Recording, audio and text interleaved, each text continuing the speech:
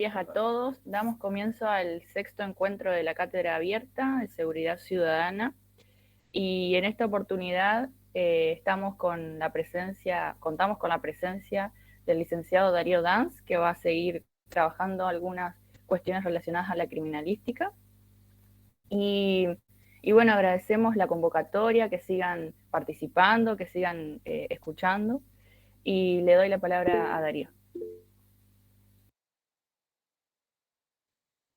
Bueno, buenos días a todos y a todas. Un gusto volver a encontrarme con ustedes. Veo muchas caras conocidas por acá, muchos colegas. Así que es un gusto estar compartiendo este sábado en esta cátedra abierta. Y hoy quiero retomar un poquito lo que habíamos trabajado en el encuentro anterior, siguiendo con la importancia de la criminalística cuando hablamos de seguridad ciudadana y seguridad pública. Y hoy pretendo llevarlos un poquito a un caso, a dos casos en realidad, uno muy reciente y otro un poquito más viejo. Pero la idea es ir y venir un poco en el tiempo, repasar algunos hechos importantes y algunos procesos de cambio, tanto para el derecho penal, tanto para la criminología, pero hoy el abordaje, si bien vamos a tocar un poquito de esto, tiene que ver con la criminología, con la criminalística, para luego enfocarnos en justamente qué tan importante es la criminalística para el derecho en general, el derecho penal en particular y la justicia. Así que si por ahí me pierden el hilo del seguimiento histórico que voy a hacer, levantan la mano o me lo hacen saber y si tienen alguna pregunta la contestamos también un poco al final. Bueno, voy a compartir pantalla para guiarnos un poquito.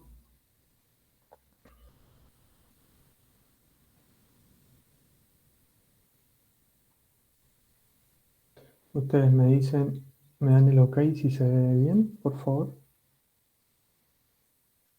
Sí, se ve perfecto. Bueno, vamos a arrancar entonces con, les mencionaba recién, un hecho relativamente nuevito, que dio mucho que hablar en estos últimos días y que está dando mucho que hablar.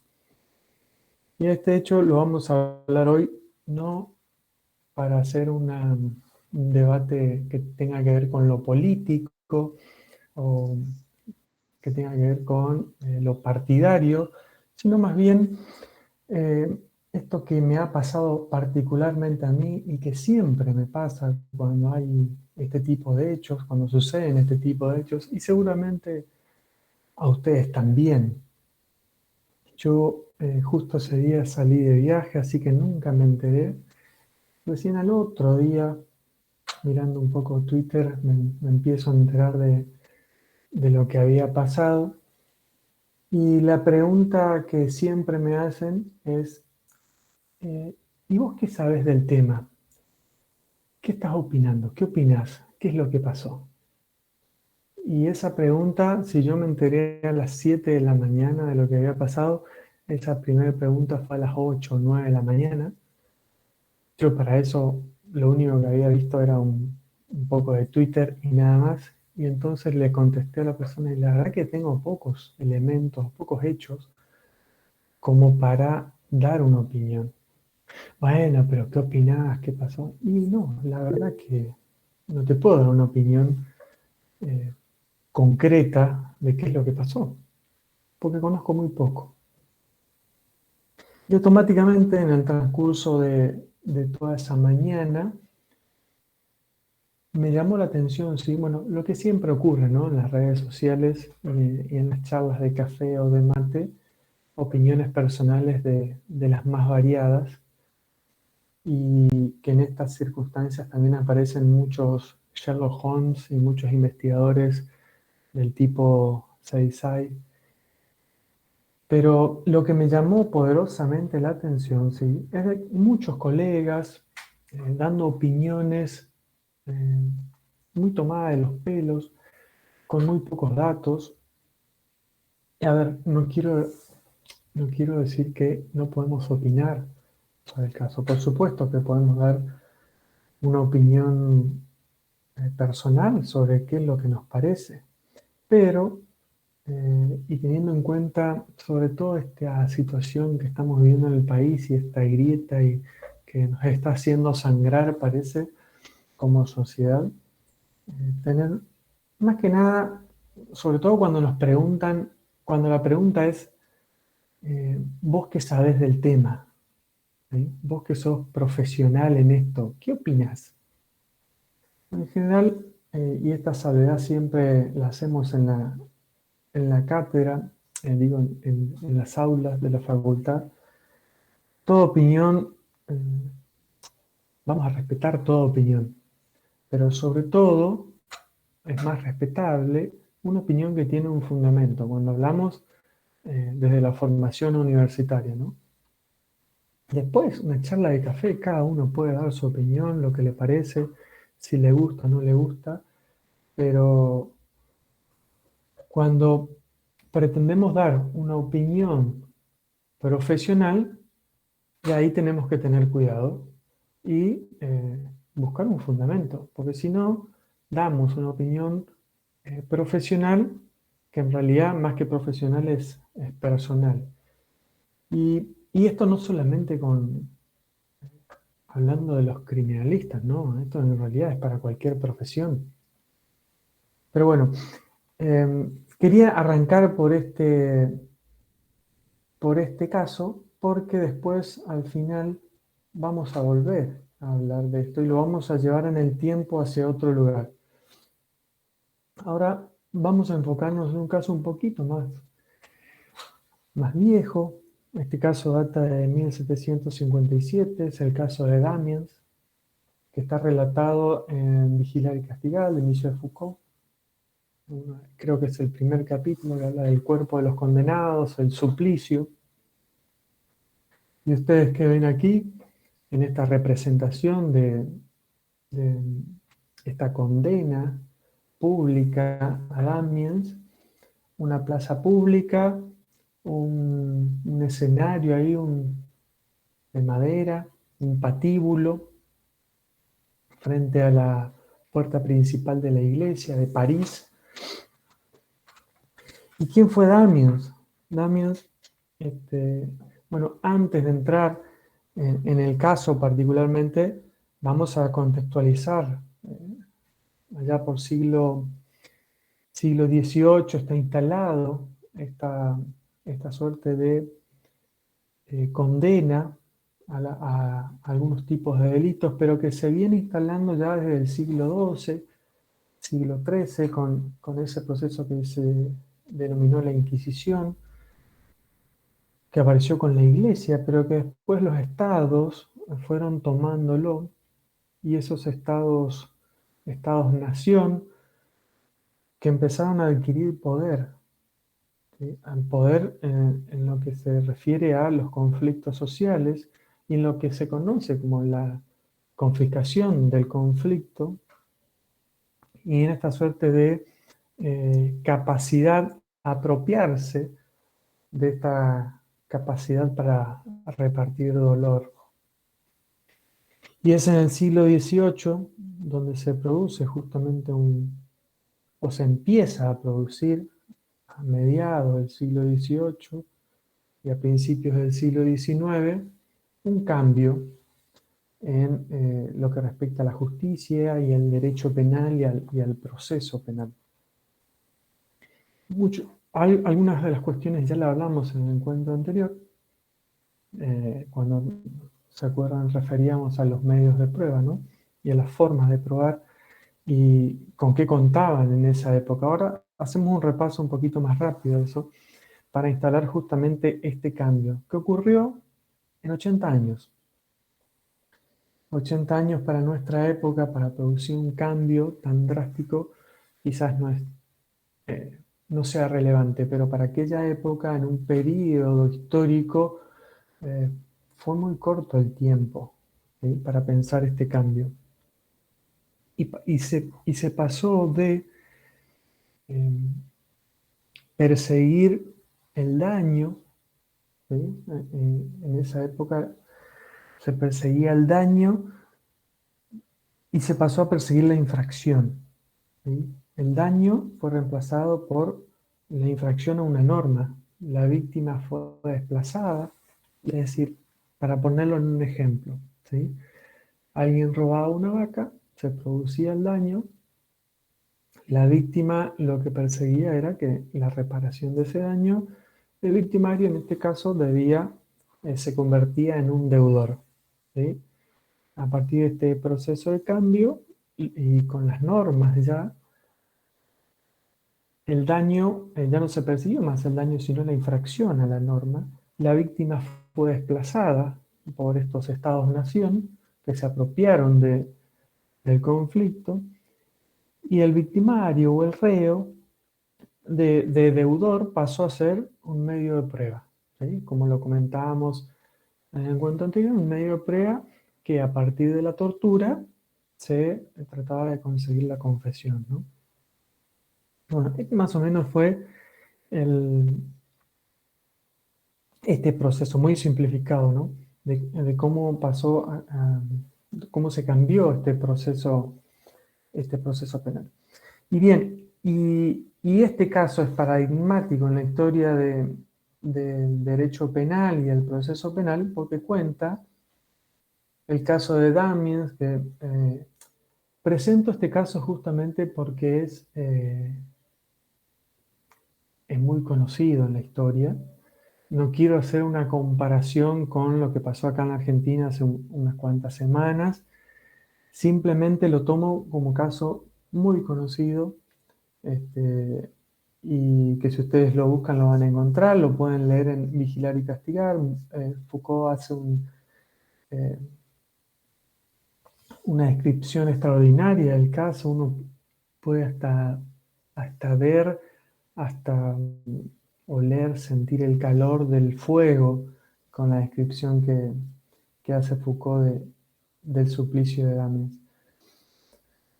Hay un autor que menciona a Foucault como un artista que pinta cuadros, ¿no?, de la forma en cómo lo describe a esta historia. Y Damiens fue un personaje, un ex soldado de aquella época que había sido expulsado por mala conducta o conducta deshonrosa, que a la salida del Palacio de Versalles ataca a Luis XV con un cuchillo de 8 centímetros y lo apuñala, ¿sí? Había sido que de tanta ropa que tenía el rey, la lesión no fue muy grave, no fue para nada grave. En un principio habían pensado que el cuchillo podía estar envenenado, pero al final no lo estaba. El asunto termina con Damiens apresado y llevado a un juicio, ¿sí?, donde se lo encuentra culpable, aun cuando se lo encuentra culpable después de las torturas, digo. Un juicio que se lleva a cabo con muy pocas personas, una especie de catacumba, muy escondidas por ahí, donde se lo torturó a Damiens, y Damiens en ningún momento, de hecho, juraba que él no había sido, ¿no? La cuestión terminó con Damiens condenado a pública retractación en este escenario, en una plaza pública. Y aquí es donde vamos a empezar a diferenciar, ¿sí? Y si bien esto tiene una relevancia mirada desde el derecho penal y de la justicia en general, y una mirada criminológica, al final vamos a llegar a hacer una relevancia que nos va a introducir a la criminalística y a la importancia de la criminalística. Y aquí podemos ver justamente este cambio de la pena patibular, que hace referencia al patíbulo, a esta suerte de escenario de madera que se arma en la plaza pública para condenar, ¿sí? Y si bien esta pena hegemónica hasta el siglo XVIII era utilizada, no era de las más utilizadas. Había otras penas que tenían que ver con torturas, con azotes, con multas, con deportaciones a las colonias francesas. No era de las más usadas. Sí, en este tipo de delitos, porque Damiens fue acusado justamente de un delito muy grave, un delito de lesa majestad, eh, el regicidio, y a ese sí se le aplicaba este tipo de pena de pública retractación, ¿sí? Esta pena de confesar sus pecados, ¿sí? Porque en realidad se hacía eh, delante del ministro de Justicia, pero también delante de obispos o sacerdotes de la iglesia en esa época que motivaban a la persona a que pueda confesar sus pecados y así poder partir de otra forma de este mundo, ¿no? Pero bien, eh, tiene una relevancia cualitativa justamente porque lo que perseguía era el uso del cuerpo de las personas para enviar un mensaje a la sociedad. ¿Y cuál era el mensaje? El mensaje era, vos no querés ser el próximo Damiens, porque en esta condena, ¿qué se hacía? Yo voy a parafrasear un poco a Foucault, pero después lo pueden leer, es muy cortito el primer capítulo, o la primera parte del primer capítulo, donde él menciona que a Damiens lo atenazaron de las pantorrillas, de los muslos, los brazos, los pechos. Lo atenazaron, quiere decir, lo prendieron con tenazas, le arrancaron pedazos de piel, pedazos de carne con esas tenazas, y en esos lugares, en esas llagas que quedaban, se le echaba aceite hirviendo y luego paraba un poco la tortura para que pueda hablar con el sacerdote y a ver si se podía retractar o podía confesar sus pecados, y después la tortura seguía y volvía de nuevo el verdugo, que tenía como unos 20 asistentes ahí, a infligir dolor, ¿sí? Después se ataron las extremidades, las piernas y los brazos con caballos y se tiraba de ellos con la finalidad de descuartizar el cuerpo, estando la persona viva todavía. Y yo lo voy a contar, pero ustedes lo pueden leer también y puede ser eh, muy difícil de escuchar o de leer para algunos, pero eh, para nuestra época nosotros lo hemos visto en películas. En algunas películas se me ocurre ahora, creo que se llamaba Corazón Valiente, ¿no? Esta película donde más o menos, sí, los que lo vieron se van a acordar con la descripción que hace Foucault de este caso de Damien.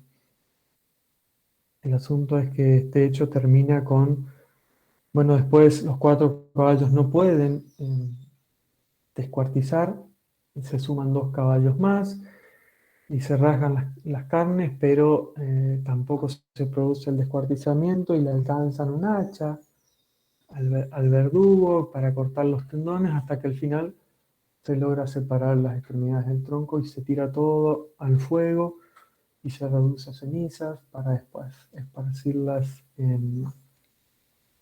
al viento para que nadie pueda llorar a Damiens y tampoco nadie pueda ir a ningún lugar, digo, a llorarlo ni a convertirlo en mártir ni nada que se le parezca. Bueno, esto fue justamente, esto era el mensaje, ¿no? El uso del cuerpo con la misión de transmitir el mensaje. que era extraordinaria, como dije hace un ratito, porque no se daban todos los casos. La idea era que una pena disuasoria, y fíjense estos dos últimos puntos que son claves, ¿no? Donde el proceso era secreto y la pena pública, y estaba arreglada de acuerdo a procedimientos que tenía que seguir para poder llevarse a cabo. Y con la transformación, y ahí sigue Foucault en el mismo capítulo, habla de la casa de los jóvenes, con una especie de inicio o nacimiento de la prisión. Si bien muchos autores, si bien Foucault habla del nacimiento de la prisión, de hecho uno de sus capítulos habla de esto, ¿no? La mayoría de los autores hablan que en realidad el que empezó a hablar de la prisión como se la conoce hoy en día es no Beccaria, sino Jeremy Bentham. Igualmente, la casa de los jóvenes, que emerge a partir del siglo XIX, que no es otra cosa que más o menos la prisión como la conocemos hoy en día, y es más bien cuantitativa porque ahí sí ya muchas de las penas de los delitos para la época tenían como destino estas casas de jóvenes, ¿no? También se usaba el cuerpo, pero con otra finalidad. Se usaba el cuerpo ¿en qué sentido? No con torturas, pero sí con establecer un orden muy claro y muy preciso de cómo funcionaban o cómo debían funcionar los cuerpos en esta casa de los jóvenes. Es decir, a un horario todo el mundo se levantaba, después seguía un trabajo forzoso o no, forzado o no. A tal hora todo el mundo tenía que ingerir alimentos, y a tal hora todo el mundo de vuelta se tenía que acostar a dormir, ¿sí? Pero la finalidad era impactar en el alma, ¿sí? Es decir, el cambio también ahí se da con que antes de la pena de encierro, el paradigma del libre albedrío tenía que ver con que todas las personas éramos libres de elegir y de decidir si cometíamos un delito o no. A partir de este cambio, ¿sí? Con la aparición de algunas disciplinas, sobre todo la medicina, empiezan a enfocarse en que en realidad hay un problema biológico en algunas personas, un atavismo, una patología que les hacía imposible usar la razón, que les hacía imposible poder decidir, y entonces la idea de una pena disuasoria pasa a una pena correccional. Entonces se usaba el cuerpo para modificar o normalizar el cuerpo, ¿sí? Era constante, a diferencia de la pena en particular, porque, como dije hace un ratito, muchos de los delitos terminaban con este tipo de pena.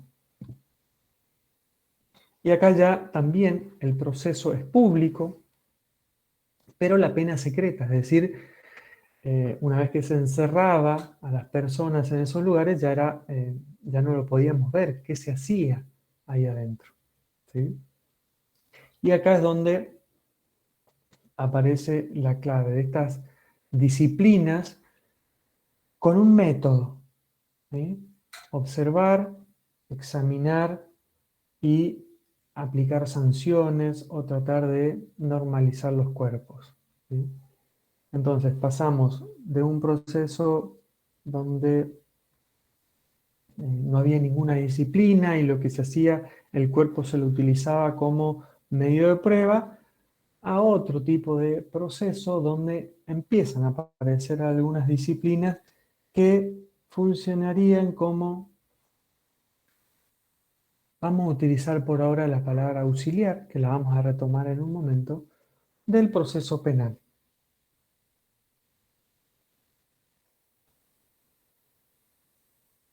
Bien, y con estas disciplinas que van apareciendo, vamos a volver a algunas definiciones que hemos visto en el encuentro anterior. ¿Sí? Que yo simplemente lo que hice fue hacer una captura para reverlas muy rápidamente, ¿no? Y acá tenemos una del 2013, habla de estudio, de indicios para determinar. Otra un poquito más vieja que habla de estudio y de métodos científicos para descubrir. Después aparecen dos de 1971, donde de nuevo recursos, métodos, procedimientos, ciencia, conocimientos y técnicas científicas aplicadas a la función judicial. Esto lo pasamos rápido porque ya lo vimos. Y de vuelta con esta un poquito más nueva, una disciplina científica que estudia los indicios. Y ahora sí, traigo un par de definiciones más que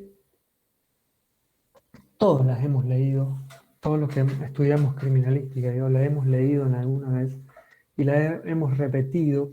Y a mí hace algunos años me empezaron a molestar estas definiciones, las que vamos a ver ahora.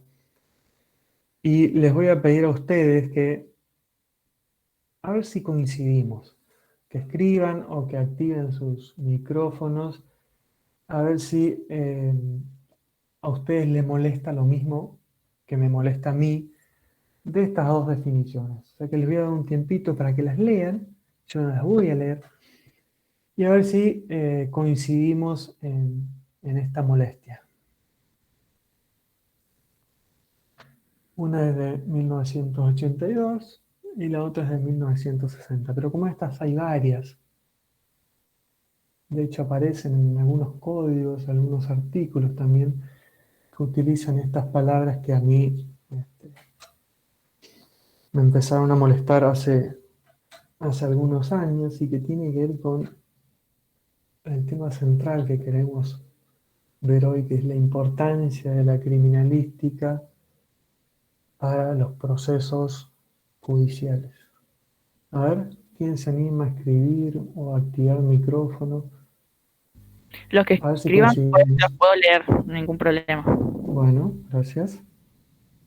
Escriban entonces.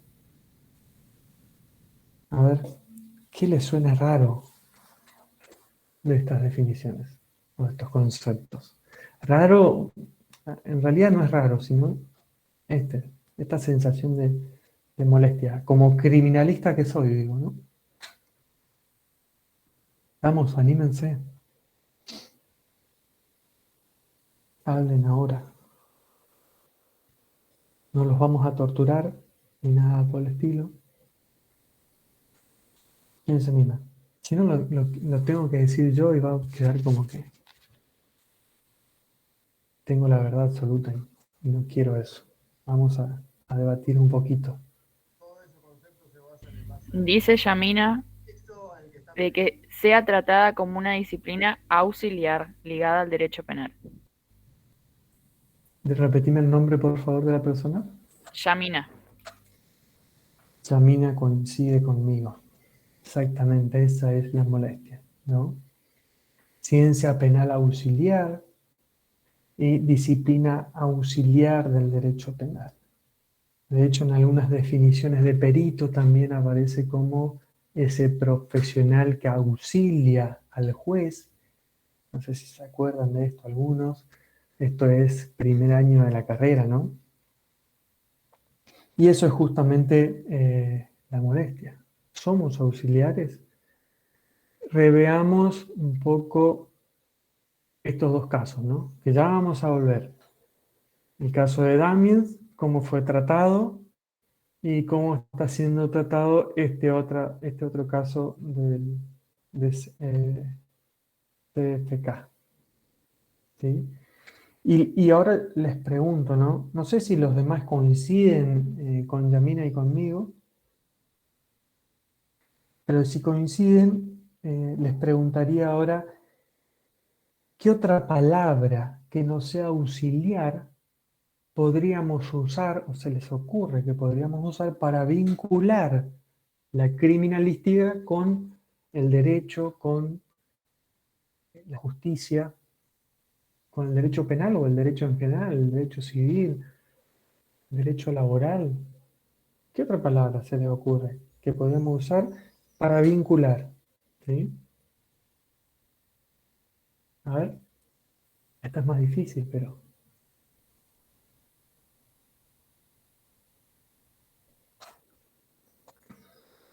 Porque en el encuentro anterior también, cuando veíamos los- las profesiones auxiliares, ahora voy a decir auxiliares entre comillas, del derecho, veíamos un montón, ¿se acuerdan? Ciencias económicas, psicología, medicina, psiquiatría, todo lo que tiene que ver con las profesiones vinculadas a la informática hoy en día, el idioma, son profesiones auxiliares en el derecho, ¿sí? Pero son profesiones auxiliares, ¿sí? ¿Qué otro término usaríamos?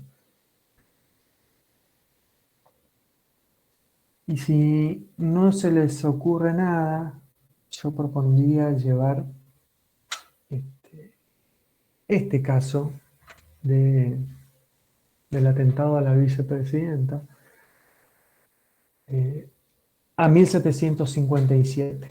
¿Sí? Llevemos este caso, instalémoslo en 1757 y cómo hubiera sido tratado. ¿Sí? A esta persona que la agarraron los custodios o el personal de seguridad que había ahí, lo hubieran agarrado y después llevado, no sé, se me ocurre ahí, a algún sótano de la Casa Rosada o del Palacio de Justicia, qué sé yo, y torturado para que confiese sus intenciones. Y el arma, bueno, la hubieran mirado un poquito porque, bueno, no existían los peritos balísticos, no existían los peritos de rastros. Y entonces, bueno, la hubieran mirado un poco y nada más. O después, vamos a seguir imaginando, ¿no? Encontrado culpable, no me acuerdo el nombre de la persona.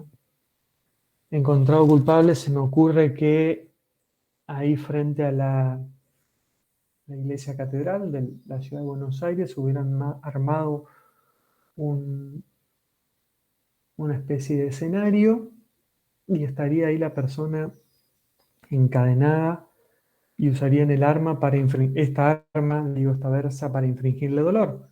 Porque de hecho en algunos textos, no me acuerdo si en Foucault, pero sí en otros textos aparece como que el mismo cuchillo que usó Damiens para apuñalar a Luis XV después se utilizó para infringirle el dolor a él. Entonces se me ocurre, bueno, hubieran utilizado esta pistola para infringirle dolor también a la persona, ¿no? Y no mucho más, porque ¿qué otra cosa se podría haber hecho con este caso en 1757? No mucho más. Entonces, vuelvo a preguntar, ¿cuál es la importancia de la criminalística más allá de ser una ciencia auxiliar? ¿Sí? ¿Qué otro nombre le pondrían? ¿Qué otro término le pondrían, digo? ¿Se les ocurre?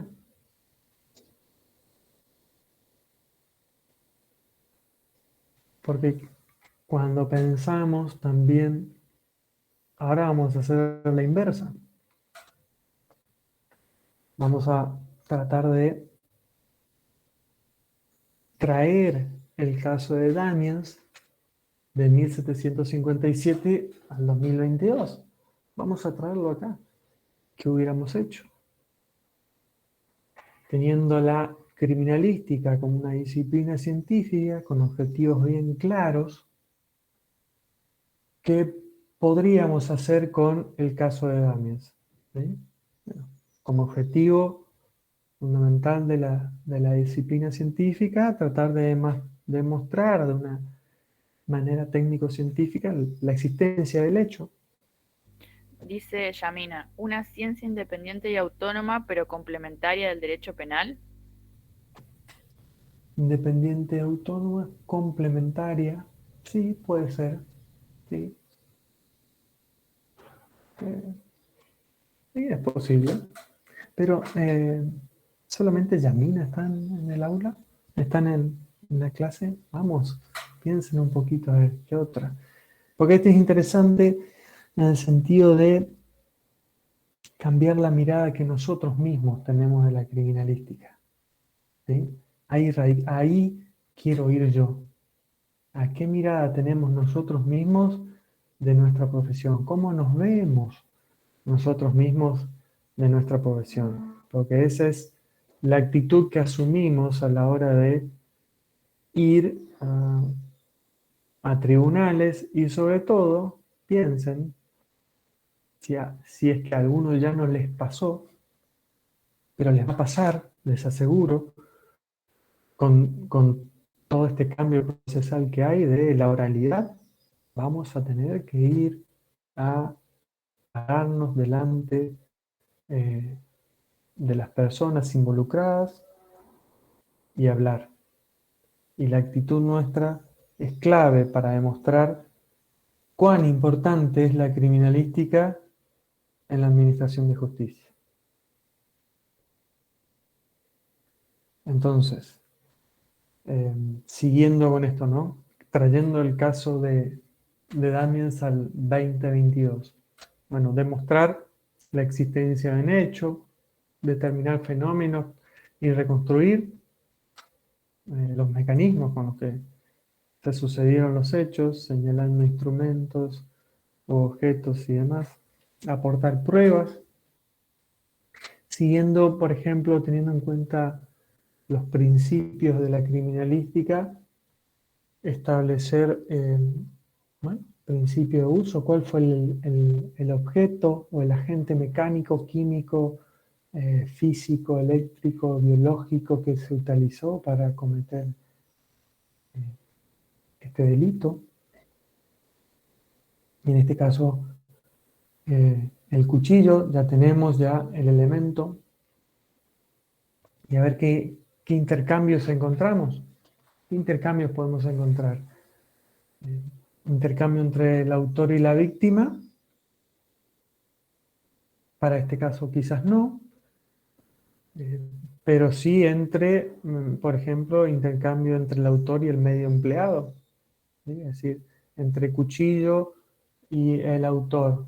¿Podemos establecer un principio de intercambio? Sí, porque a través de rastros podemos encontrar las huellas de Damiens en el cuchillo. Y intercambio entre la víctima y el medio empleado también, porque podemos llegar a encontrar sangre en la punta del cuchillo que utilizó Damiens.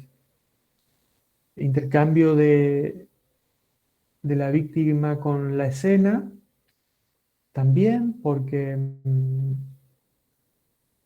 o con algunos objetos propios del príncipe XV, que también, según Foucault, el rey, perdón, el rey primero pensó que fue golpeado, que le dieron un puñetazo y después vio sangre y se dio cuenta que fue apuñalado, ¿no? Entonces, el principio de intercambio también ahí entre víctima y escena, si encontramos sangre salpicada, no sé, en el piso de la plaza o en la salida del Palacio de Versalles y en la ropa del rey. Pero también se cumplen algunos de estos otros principios que hacen justamente a una disciplina científica muy distinta a la utilizada en aquella época. Entonces, Traigo estos dos casos, si bien yo creo que todos los tenemos claro a esto, ¿no? En nuestra cabeza pensar, llevar y traer estos dos casos hacia uno u hacia otro lado para imaginarnos qué se podría haber hecho en uno o en otro caso, marca la diferencia y marca la importancia de la criminalística para el proceso penal en este caso, pero en realidad para el proceso, eh, para cualquier fuero, los que, los que están haciendo, los que ya están incursionando o están haciendo hace un tiempo ya pericias en los distintos fueros, se van a encontrar en el fuero laboral como profesionales de la criminalística. Y no solamente ustedes, sino profesionales de las ciencias económicas, se me ocurre en el fuero laboral, pero también en el civil. ¿Cuántos profesionales ustedes se encuentran en un expediente civil? Y a mí se me ocurre ahora lo que más hago, ¿no? Que son siniestros de tránsito. Se me ocurren peritos médicos, se me ocurren peritos psicólogos, se me ocurren peritos contadores, bueno, accidentólogos, mecánicos, o sea, son muchos los profesionales que intervienen. Con, bueno, esto ya eh, simplemente para refrescar un poco la memoria nomás y para darle este lugar de disciplina científica diferente a lo que se venía utilizando antes. Pero la idea es justamente, ahora vamos a dejar de compartir pantalla si nos vemos.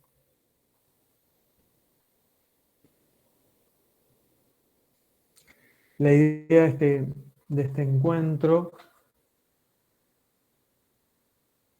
tenía que ver con ir y venir con estos dos casos de un lado hacia el otro para ver las diferencias. ¿Qué podemos hacer en un sentido y qué podemos hacer en otro? Es decir, llevar el caso actual a 1757, llevar y traer ese caso al 2022 para que sea más claro qué se podría haber hecho, qué se está haciendo hoy, qué se podría haber hecho en aquella época y qué se hizo en esa época o qué no se hizo en esa época, este, que se puede hacer hoy.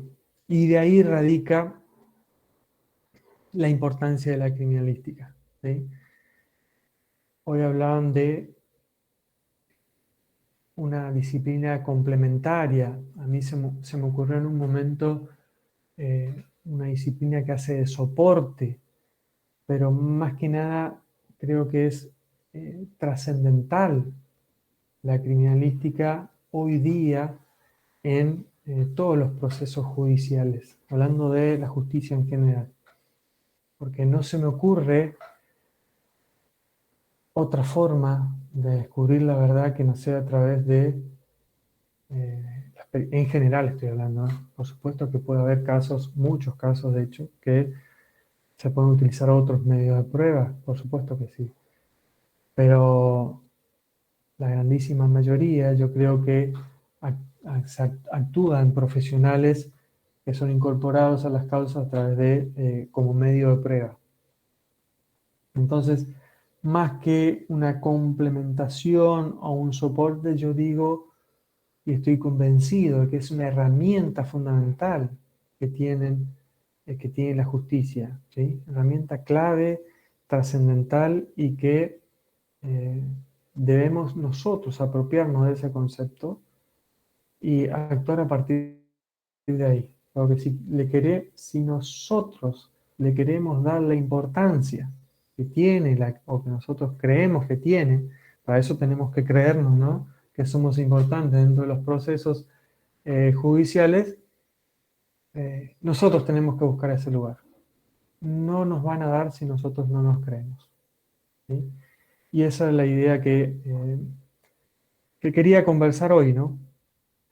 Si bien esta cátedra abierta eh, relacionamos o queremos vincular la criminalística a la seguridad ciudadana y a la seguridad pública, me quería concentrar en este cambio de mentalidad, cambio de actitud que tenemos que asumir los profesionales de la criminalística para darle la importancia de nuestra profesión y nuestra carrera, porque si no lo hacemos nosotros, los otros profesionales y la justicia no lo va a hacer, ¿sí?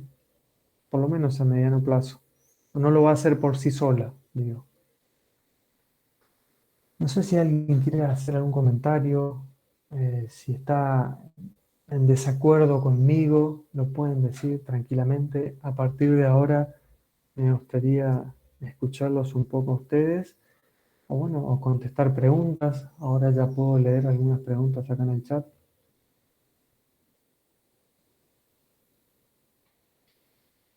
A ver, alguien se anime y hable un poquito, así yo descanso. Hoy habían levantado la mano a alguien al Bueno, inicio. que active su micrófono.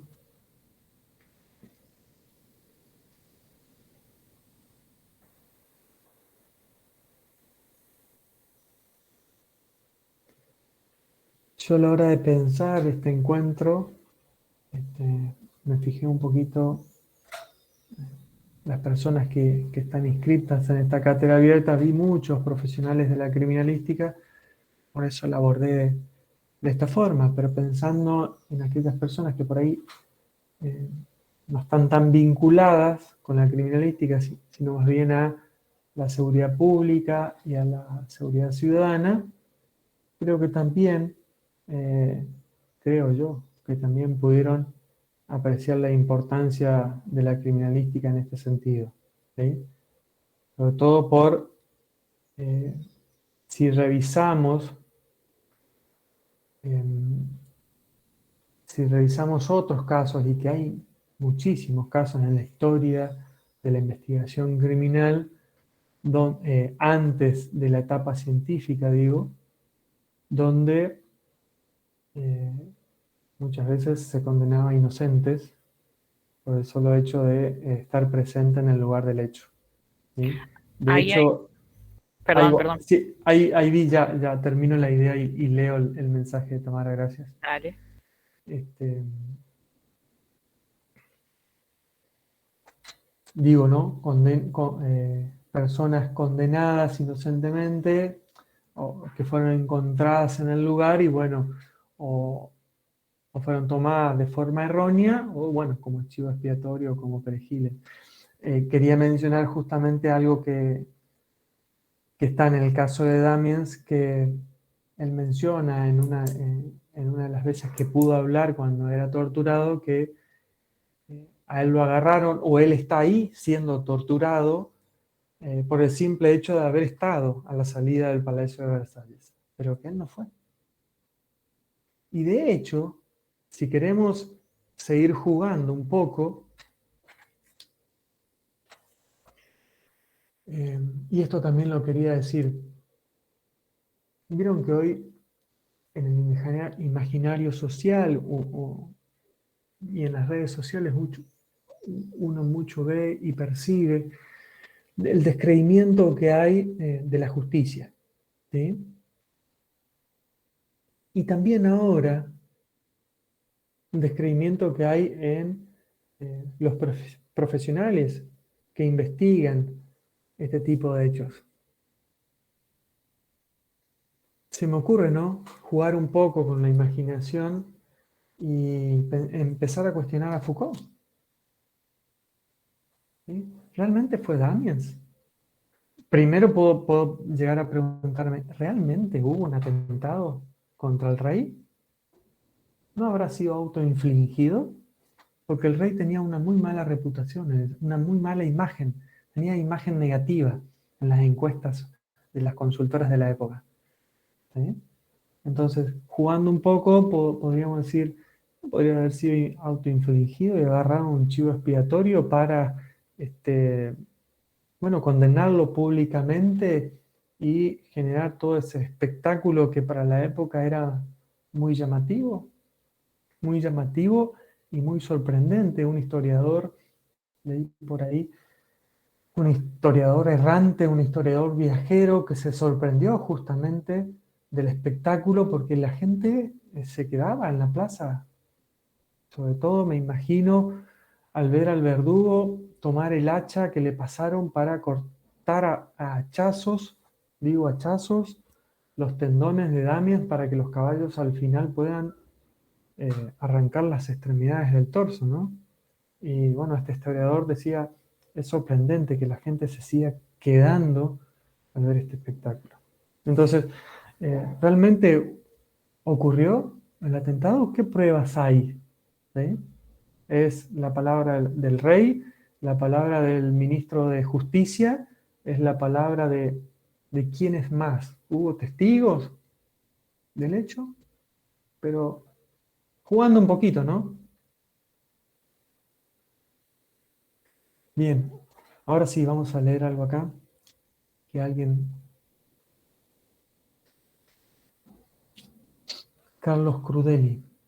Concuerdo con que la criminalística es una herramienta importante para determinar la veracidad de los hechos. Aclaro que no estoy vinculado con la criminalística, pero lo veo así. Carlos, ¿querés contarnos un poquito cómo llegaste a esta cátedra abierta? ¿En qué te desempeñás profesionalmente? Si querés nomás, no te vamos a obligar. ¿O alguien más que quiera hablar?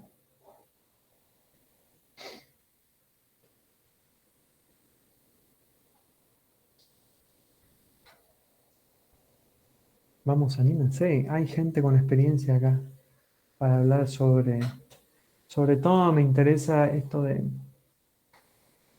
bueno, no son tan antiguos como yo los que veo por acá,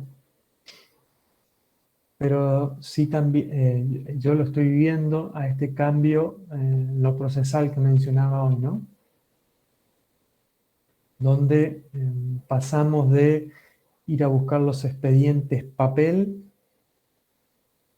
eh, poder realizar el estudio, el expediente y todo lo que hay en el expediente, o buscar los sobres con documentales y demás, a ahora un expediente electrónico. Supuestamente la idea es agilizar los procesos y de la oralidad, donde uno después de haber hecho el estudio, el análisis de los elementos que hay disponibles, directamente se presenta delante de los actores del proceso judicial y da sus conclusiones, ¿no? Y recibe preguntas y demás. Y hay que entrenarse y hay que estar preparado para eso, ¿no? Soy funcionario del servicio penitenciario de la unidad 7 de Gualeguay. Estoy cursando la licenciatura de seguridad. Hemos tenido cátedras que hablan de la criminalística. Muy bien. Y de las herramientas que brinda para determinar cómo acontecen los hechos. Claro, porque si decimos, si le sacamos vamos a hablar de la criminalística, ¿no? No de otras profesiones. Vamos a sacarle solamente la criminalística a los procesos judiciales. ¿En qué se van a basar hoy en día los que están encargados de impartir justicia justamente para hacerlo y para llegar a la verdad y para llegar a una certeza de que los hechos ocurrieron como ellos dicen que ocurrieron? No hay forma, ¿sí? Van a tener que, bueno, está la prueba, la confesión. La persona puede confesar, pero también puede no confesar. La prueba testimonial, todos sabemos los inconvenientes que tiene la prueba testimonial. Entonces, ¿qué les queda a los magistrados hoy en día para llegar a esa certeza? ¿Sí? Esa es la mirada que si bien creo que todos lo hemos visto en algún momento de la carrera, quise trabajar hoy en día con estos dos casos muy llamativos, uno muy actual y uno históricamente conocido, más que nada por los penalistas, ¿no? Pero bueno, algunos quizás lo haya leído en algún momento a Foucault o conocido el caso Damens.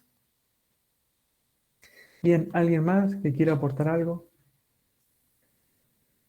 ¿O fue muy aburrido o estuvo muy claro o no sé? Alguien que me diga algo, que me dé una devolución. Anímense.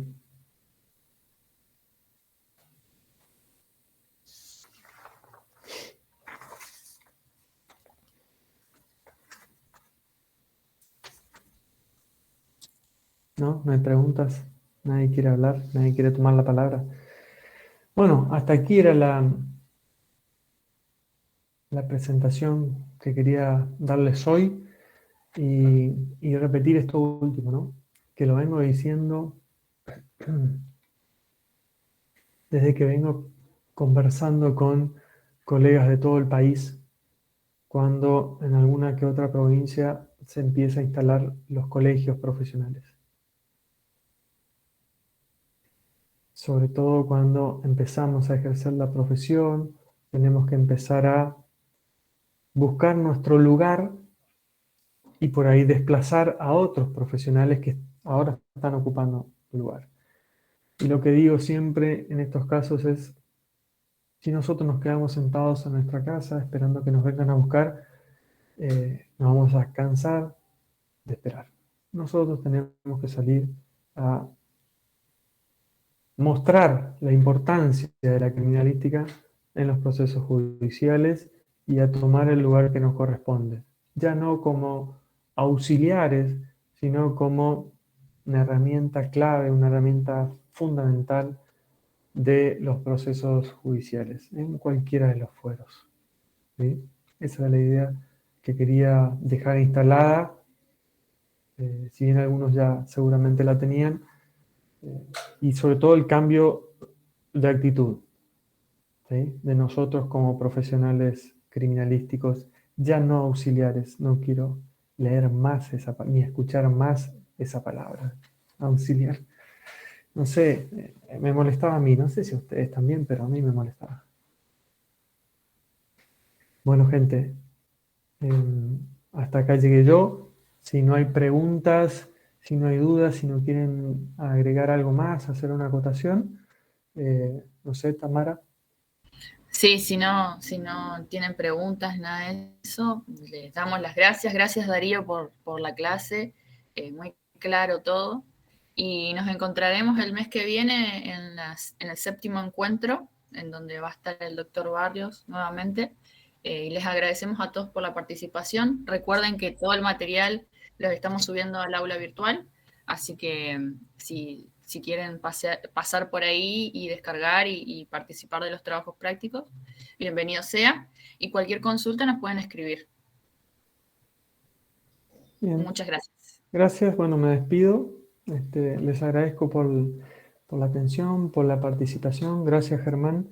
Y bueno, espero haber sido claro y que les haya servido un poquito este, esta presentación y este ida y vuelta en la historia del derecho penal. Buenos días. Buenos Quería días. agradecer al profesor Darío y agradecer al equipo de Educación a Distancia por este encuentro, por esta cátedra abierta. Y la verdad que se entendió muy bien.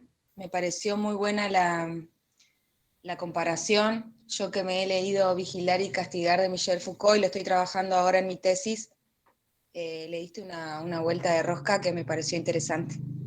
Nada, eso. Muchas gracias. Bueno, gracias. Gracias, Emanuel, colega. Gracias, José Luis y los demás que están ahí aportando en el chat. Bueno, nos despedimos, me parece, ¿no? Muchas Sí. gracias y que tengan un buen fin de semana. Hasta luego. Hasta luego.